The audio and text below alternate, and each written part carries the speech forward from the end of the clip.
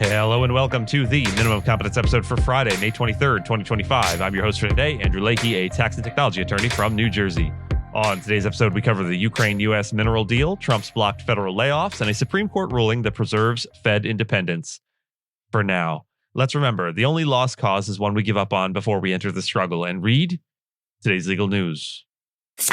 On this day in legal history, May 23rd, 2015, Ireland became the first country in the world to legalize same-sex marriage through a popular vote, marking a historic shift in both national and global legal landscapes. The referendum asked voters whether the Constitution should be amended to allow marriage regardless of sex, and the result was a resounding yes, with 62% in favor and 38% opposed. The voter turnout was unusually high at over 60%, signaling widespread public engagement with the issue. This legal development followed years of advocacy and social change in Ireland, a country long associated with conservative Catholic values. The result amended Ireland's constitution to state that, quote, marriage may be contracted in accordance with law by two persons without distinction as to their sex. This provision was later codified in the Marriage Act 2015, which came into effect in November of that year. The outcome of the vote represented not only a victory for LGBTQ+ rights, but also a transformation in how Irish law and society conceptualize equality and family. It also had ripple effects internationally, inspiring similar movements in countries where same-sex marriage remained a contentious issue. Ireland's use of a constitutional referendum to secure marriage equality was unique and drew attention to the power of democratic processes to drive progressive legal change. It stood in contrast to other jurisdictions where marriage equality had been achieved through legislative action or court rulings. The campaign leading up to the vote featured stories of Irish citizens returning home from abroad just to cast their ballots, illustrating the emotional and civic weight of the moment. Major political parties and civic institutions publicly supported the amendment, a notable shift from past positions. Religious groups, while not uniformly opposed, largely cautioned against the change, yet the vote revealed a generational and cultural divide within Irish society. Ireland's decision on May 23rd of 2015 not only redefined marriage in its legal code, but also signaled to the world a powerful statement about inclusivity, human rights, and democratic voices. The U.S. Supreme Court issued a ruling in a case involving President Trump's firing of two federal labor board members, offering reassurance that the decision does not extend to the Federal Reserve's leadership. The court allowed Trump to keep the dismissed board members Gwynne Wilcox of the National Labor Relations Board and Kathy Harris of the Merit Systems Protection Board off the job while they challenged their terminations.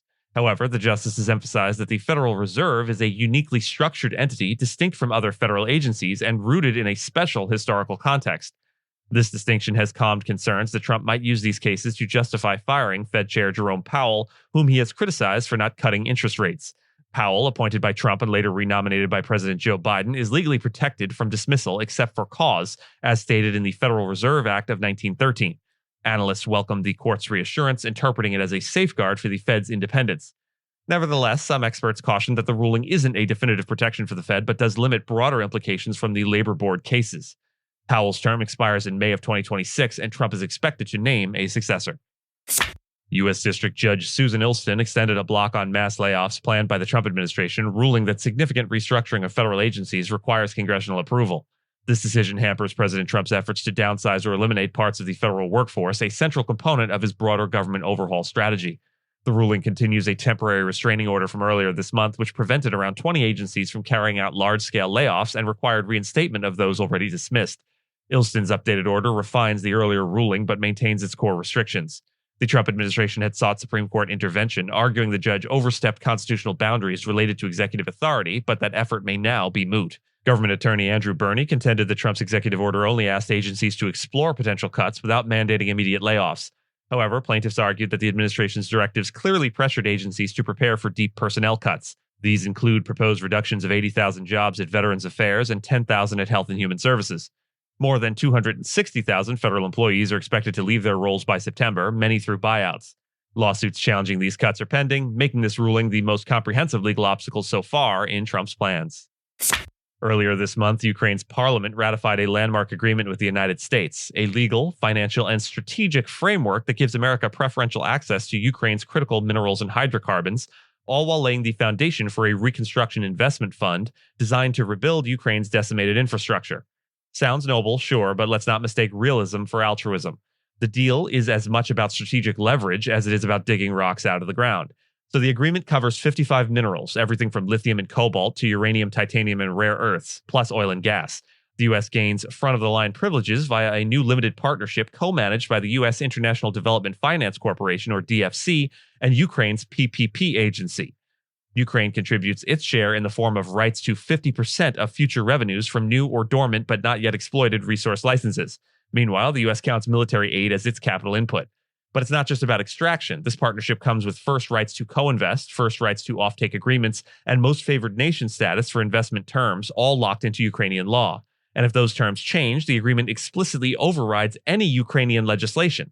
That's not just economic partnership, that's policy primacy. If you're an American investor, welcome to your new favorite offshore zone. The fund's income is entirely exempt from Ukrainian taxation. No duties, no levies, and no withholdings. The U.S., in return, expects not to slap tariffs under Section 232 or IEEPA, so taken as a whole, it's a foreign investment platform with the tax treatment of a charity and the legal immunities of a diplomatic mission. The deal even covers currency risk. Ukraine must guarantee free convertibility of hryvnia into dollars and indemnify U.S. partners if transfers are delayed or blocked. Even during martial law, capital flows to the fund are protected by contract. Any new licensee in Ukraine's resource sector is required, not asked, to make investment information available to the fund when raising capital. The fund then gets the right to participate on equal or better terms. On top of that, Ukraine is barred from offering more favorable terms to anyone else. And yes, this includes offtake agreements. The U.S. or its designees get the first crack. In short, Ukraine can't sign a better minerals deal with the EU, China, or any other party unless the U.S. gets offered those same terms first. Call it diplomacy with a non-compete clause. The framework focuses on new or idle licenses, but existing ones remain a gray zone. Ukraine would need new legislation to bring those under the fund's umbrella, and many current PSA holders have legislative stability guarantees that would make retroactive changes nearly impossible.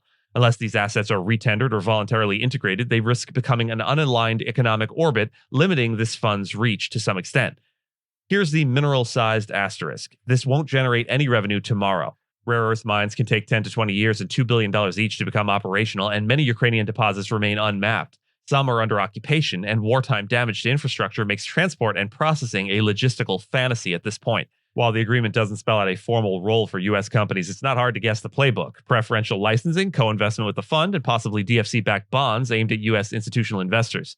Ukraine has openly stated its expectation that the fund will look for investors, and you can bet the Pentagon-adjacent venture funds are already circling like vultures. The Reconstruction Investment Fund is less about rebuilding Ukraine and more about anchoring it economically to the West. It creates a structured, American-led investment regime that rewards alignment, punishes deviation, and ensures U.S. interests are literally embedded in Ukraine's subsoil. Is this a win-win? Maybe. Ukraine gets capital, infrastructure, and a post-war economic vision. The U.S. gets mineral security, geopolitical leverage, and a new model for development diplomacy in conflict zones. But don't mistake this for benevolence. This is not a Marshall Plan. It's a minerals plan with a spreadsheet and a strategy memo. And the terms are clear. The rocks are Ukrainian, but the steering wheel is all American. And with that, and as always, I thank you so much for listening to Minimum Competence, your daily news podcast for lawyers. If you're looking for more than Minimum Competence, links to further reading and all the topics touched on today are in the show notes.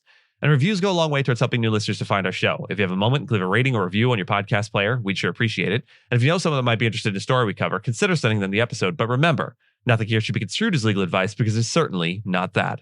Minimum Competence is available at minimumcomp.com and wherever it is you get your finely crafted podcasts. If you haven't checked out the website in a while, give it a look. There are complete transcripts and resources for each episode and its corresponding segments, as well as an opportunity to receive new episodes in email, newsletter form.